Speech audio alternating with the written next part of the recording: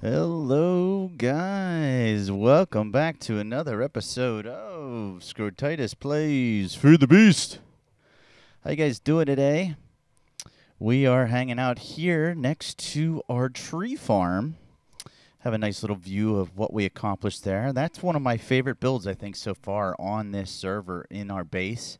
And I got a little bit of a dirt platform going here. I came up with an idea to supplement our power with a green power plant.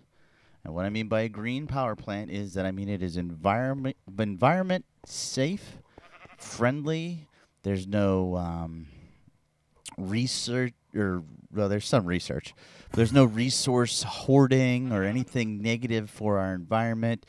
And it's 100% genetically grown trees. So we're not even stripping the environment. Oh.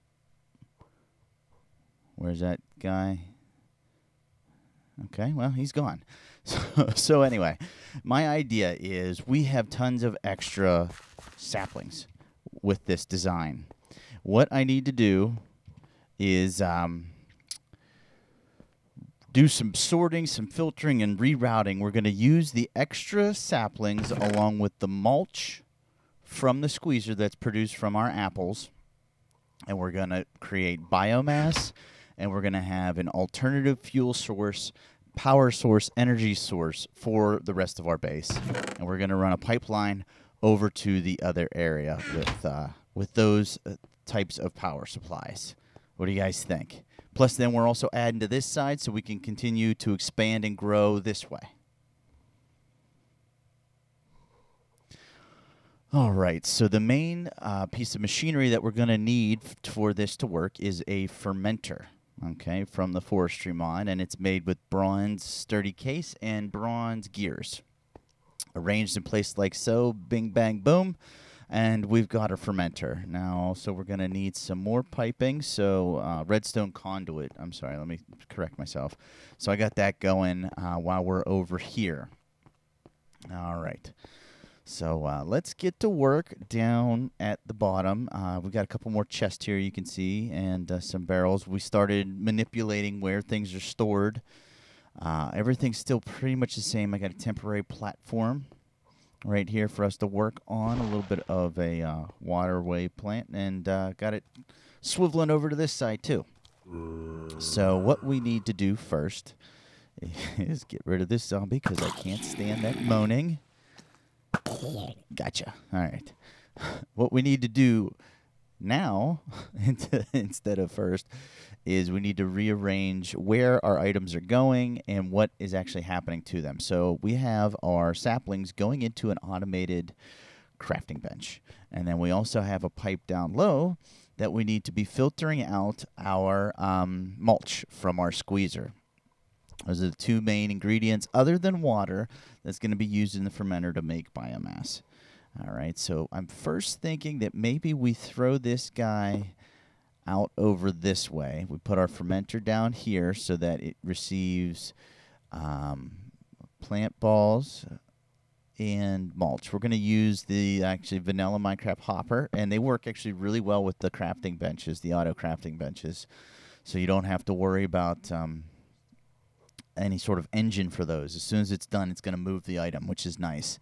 Save us a little bit of redstone work because I have a feeling things are going to get kind of tight and complicated. So let's see what we need to do next. We need to get rid of that. That was a mistake. We need to run power over to our fermenter, obviously.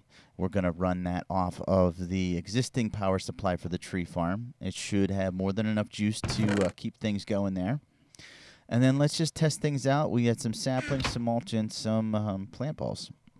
So our mulch is going to go in the bottom slot.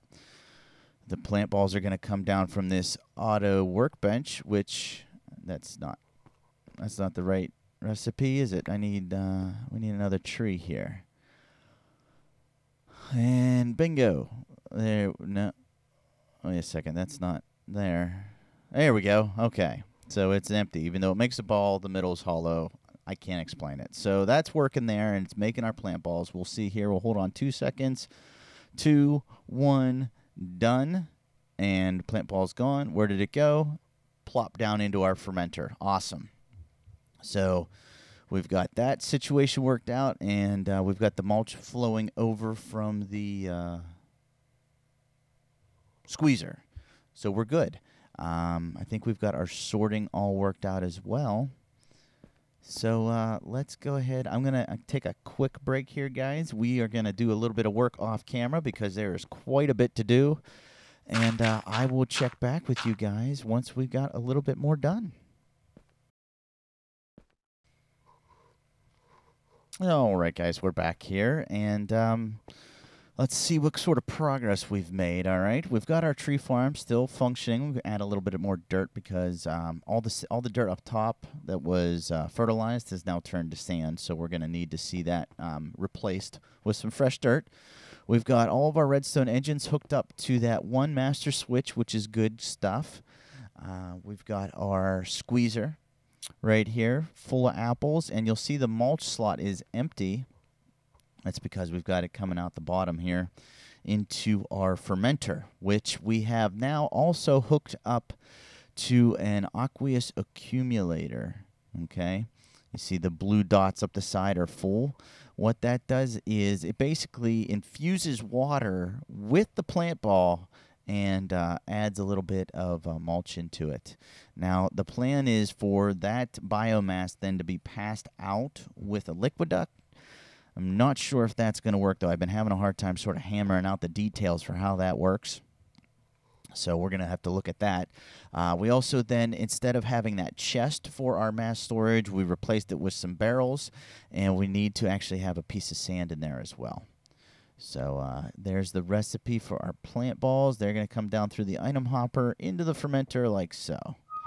I think that pretty much covers that. This side will fill up with our biomass, and then, like I said, hopefully the liquid duct pipe will catch it and pump it out. Let's make sure. No, it was facing the right way. Okay, and yeah, let's give this a test, I think. I think we're ready to go. So there's our engines going.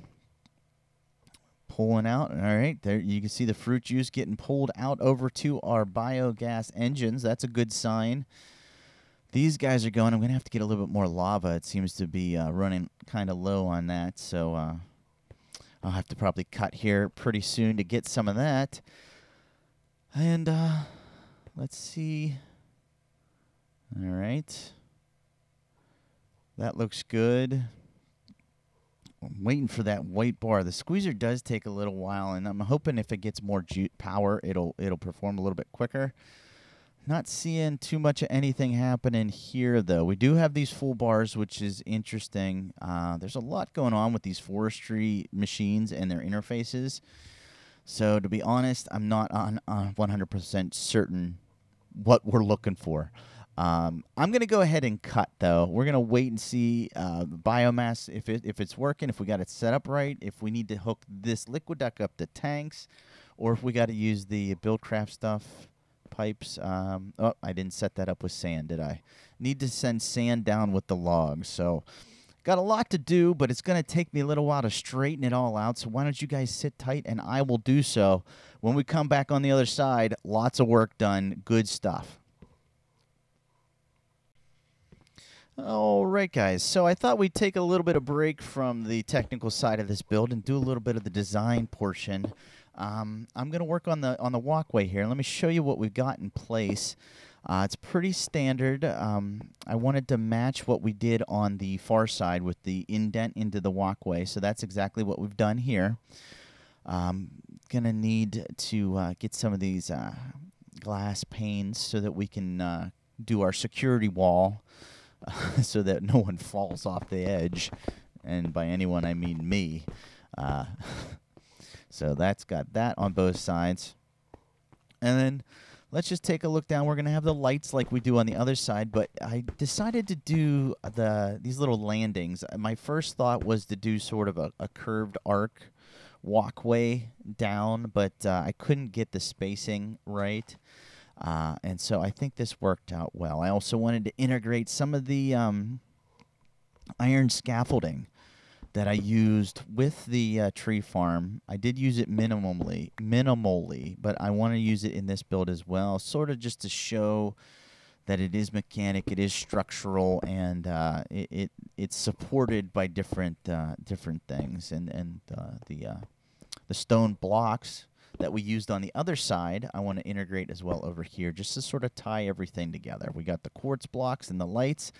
I think all in all, it looks really good. Well, I'm going to finish getting the support things up. You can see we got some stuff falling off the top. I guess that stuff was just casualties in the water before, but I'm still waiting. We got the biomass cooking in the fermenter, but we haven't gotten anything out that liquid duct yet. So, like I said, I'm going to get back to this, get some more work done, and we'll check back in with you guys. All right, guys. So a little bit of work was a slight understatement. I basically got almost everything done. First, I want to touch up this support thing. I don't like how bulky these full blocks are, so we're going to replace those with half slabs. Worked out that the liquid duct piping wasn't working, and so I switched it over to the Buildcraft pipes. There's our fermenter still, and it is working, and we're getting biomass pumped out, which is good stuff. This is still all, you can see everything out of there. I did decide actually to double up on the far side over here on the amount of BioGas Engines, though. What I found to be happening is that we had an excess of this fruit juice that was building up and clogging the squeezer, so it wasn't producing enough mulch for our fermenter. So I decided to double up on the engines we had available over here. We need to get some redstone to them to get them running properly, but by doing this, we're going to be providing more power for not only the tree farm to operate faster and more efficiently, but also for the fermenter to have more power and to run more efficiently. Each biogas engine produces 1 MJ per tick when provided the fruit juice.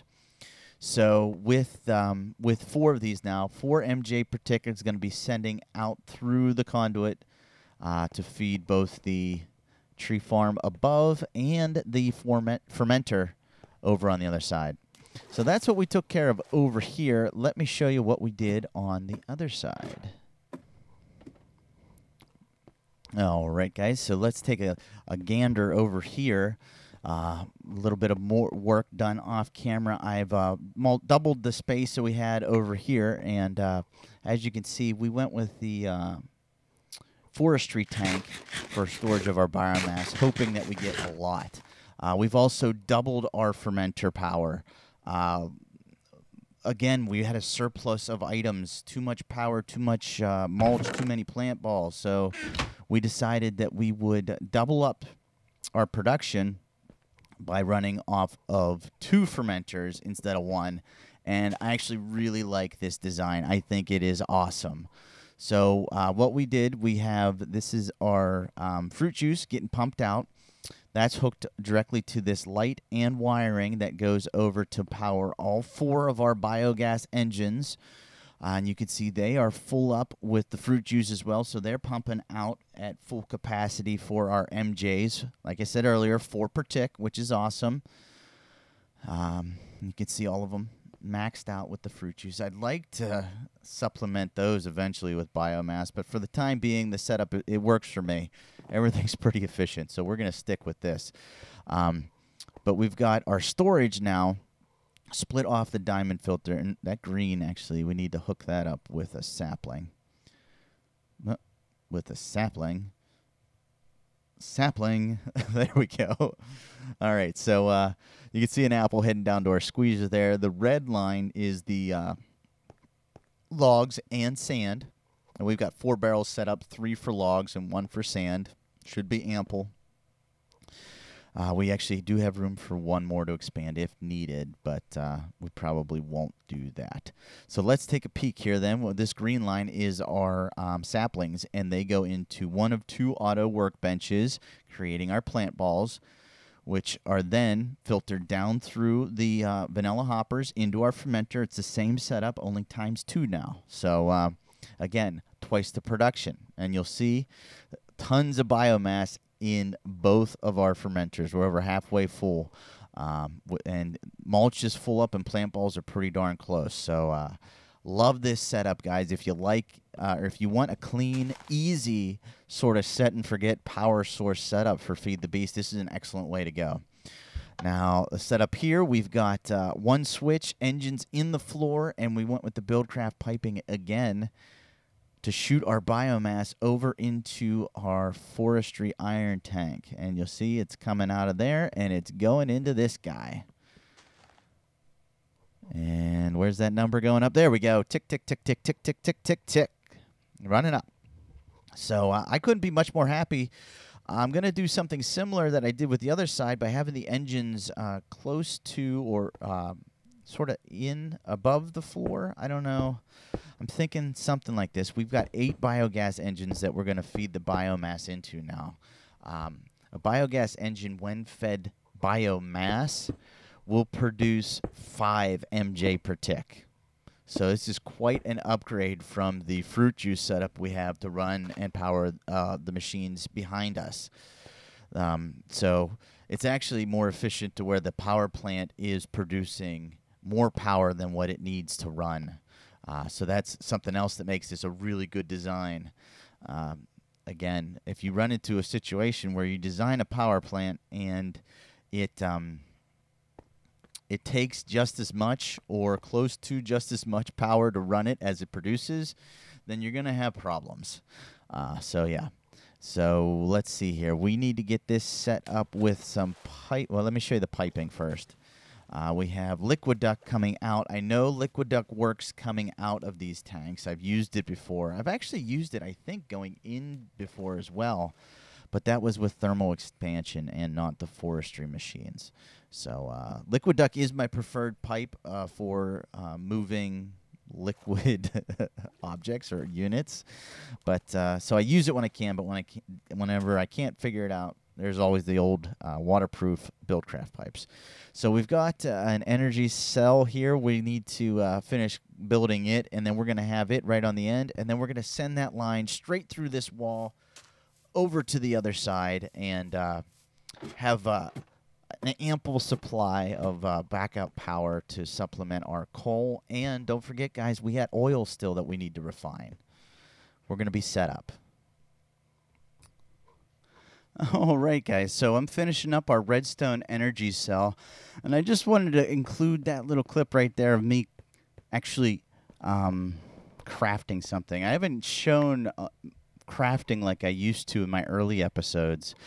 I think it's not really necessary in Feed the Beast with the not enough items mod that's involved, so I just wanted to prove that I'm not spawning this stuff in. I am actually still collecting the resources and crafting it myself. But this is the setup that we went with. We got hooked up. There's our energy cell, and we're going to give this a whole test. We've got our, let's switch these so that they're all pointing the right way. 1, 2, 3, 4, 5, 6, 7, 8. Right there. All right. That's all 8 of them. And we got another indicator light here so we know that things are working. We need to have a lever. I don't think this one's going to work now. We'll just stick to the one on the far side. That's our pump, and there goes our biomass, proving that the liquid duct does work with the iron tanks, which is awesome. Filling up our biogas engines. We already plopped enough lava into each one of those to get them going, and we should see that that MJ per tick goes up to 5 once they heat up, that is. So we had about 27,000 units. That should fill up each one of these engines pretty close to full, I think. So we got an indicator light, switch it on, and redstones all around them. Let's see. They're not going. Boy, you know, you would think with all the work that I do with these engines that I would understand how to configure redstone to power them. But somehow the simple art eludes me. I still haven't figured this out. Apparently, I should have put them in the floor, or you know what I think we'll do? We'll just put a row of blocks up around them. Let me turn. Yeah, this isn't going to work. I need a block next to those that's powered. So let me turn this off, and I will get that situated. Here we go, guys. It is working. Our engines are pumping. There is power galore coming out of this. And we got the setup. We were able to actually move the lever up one, which actually is sort of nice. But you can see all the engines running in unison. We've got power. We've got all of them almost half full, completely full. Our tank is starting to build back up. I think I'm going to actually just shut that off and let that fill. Oh, it's empty now. We'll let that fill for a while because what's in these engines should be good. And look how quick our energy cell is filling up. That is pretty awesome, guys. I think this actually might be a better source of power than what we had before. So yeah, that's what it looks like. This is the fermenter setup. Again, let me just give you a quick overview of how it all works. And while I'm showing you the setup, the layout, I'm going to plug a couple more things in. And I want to take this moment just to thank you guys again for all the support that you've given me over almost the past year. We're at the 11-month mark now that I've been doing YouTube videos. And I know some of you guys have been here with me from the beginning. So big thanks to you guys. If you could, on the video, throw a like on it if you enjoyed it, just because that bumps up the popularity and the chance that the video gets views in the suggestion box for other people who may not be subscribed yet to the channel. Really helps me out. I really appreciate that. But also really appreciate everything that you guys have done. Keep commenting, keep supporting, keep watching is the most important thing. This has been Scrotitis Plays Feed the Beast. And I will check you guys all in the next episode. We will see ya.